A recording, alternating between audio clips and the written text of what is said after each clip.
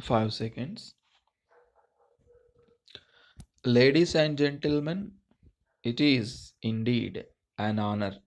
to address this historic conference and outline our national goals and strategies in the field of basic education.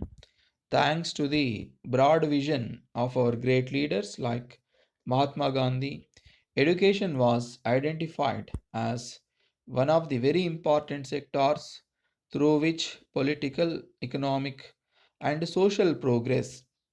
was sought to be achieved soon after the attainment of freedom in our country,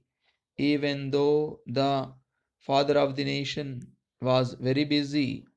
leading the different sections of people of this country in the struggle for freedom. He had evinced keen interest in the evolution of an alternative system of education in tune with the needs and requirements of the Indian society and hopes and aspirations of the people as a whole. As a first step in this direction, the National Planning Committee, under the chairmanship of Pandit Nehru, had made far reaching recommendations with a view to make India march forward in the field of education in order to achieve the goals of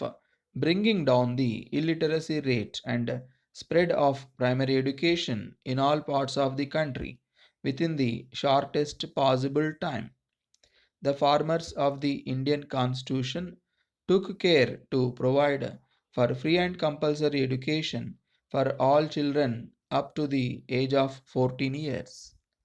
At the same time, successive governments promoted education by all means through 5 year plans. Even in these days of rapid progress made in the fields of science and technology all over the world in general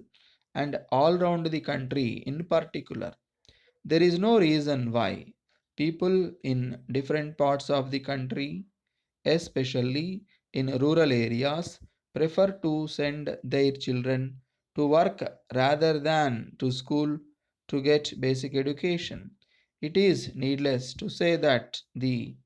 very purpose of primary education is to bring about a great change in the living conditions of the vast majority of the people who have been unfortunately continuing to live below the poverty line. The aim of the government today is not only to provide for the good educational facilities to our young boys and girls, but also help them make use of the equal employment opportunities in various public and private sector undertakings. At the same time, one should not lose sight of the fact that we have still a long way to go as far as strengthening the system of primary education and mobilizing the local communities to the cause of basic education are concerned. In this context, it would be interesting to know that in recent times, the experiment of distance education being organized very satisfactorily by various universities in our country has been successful with the masses of urban and rural areas, making the process of learning a pleasant experience for them and brought into focus another interesting angle of teaching. It is no exaggeration to say that distance education has contributed to some extent to promotion of universalization of primary education for the purpose of reaching out to the millions of people. The national policy on education envisaged non-formal education as an integral part of its strategy to achieve universalization of primary education. It is a matter of great satisfaction that there is an increasing awareness in the minds of the people in our country that education is not necessarily a means to get employment opportunities but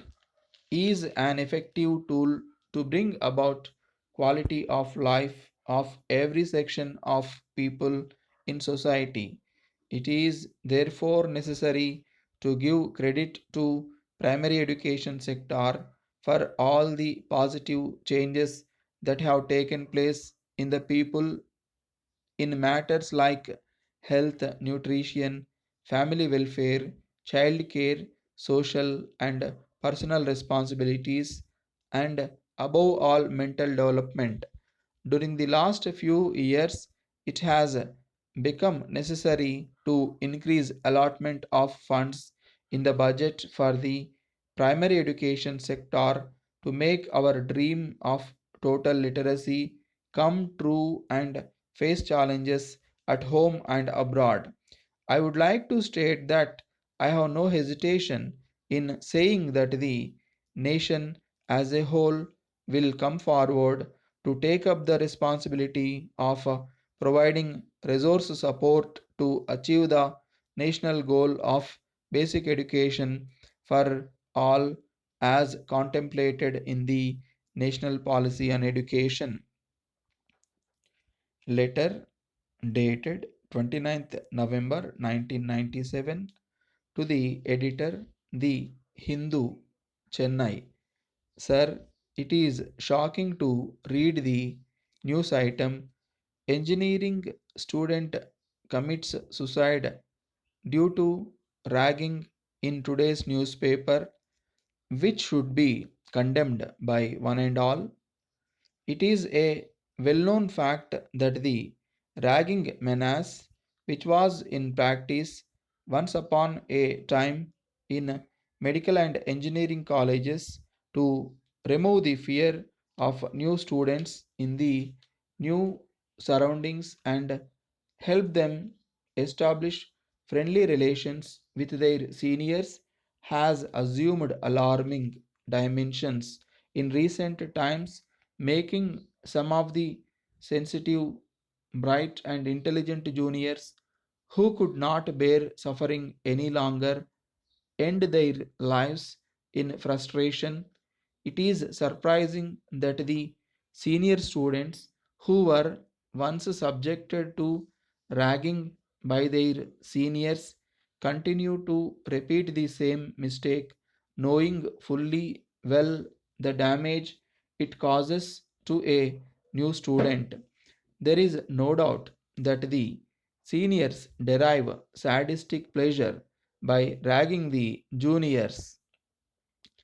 Under these circumstances, the government should take necessary steps to make a law as early as possible banning ragging in all educational campuses in the state and to award punishment to the guilty, as has already been done in Kerala. As the personality of a student is developed in educational institutions, it is suggested that the central and state governments should initiate a nationwide debate on this burning problem and ensure that a legislation banning ragging throughout the country and awarding severe punishment is brought about as soon as possible, preferably in the current session of the parliament, to avoid further loss of lives due to this menace unless and until the central and the state governments come forward with concrete steps to eradicate this menace. Peace will not restore in the educational campuses and in all probability in parents' minds. Yours.